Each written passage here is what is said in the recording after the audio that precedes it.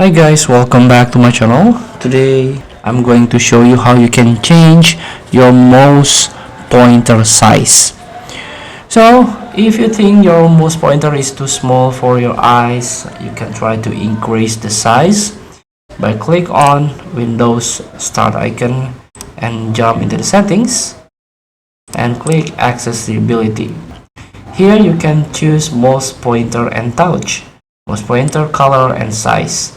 So you can change the mouse pointer style, for example, with the color or inverted or black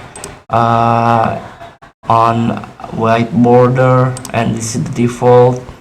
And here we go, this is the size.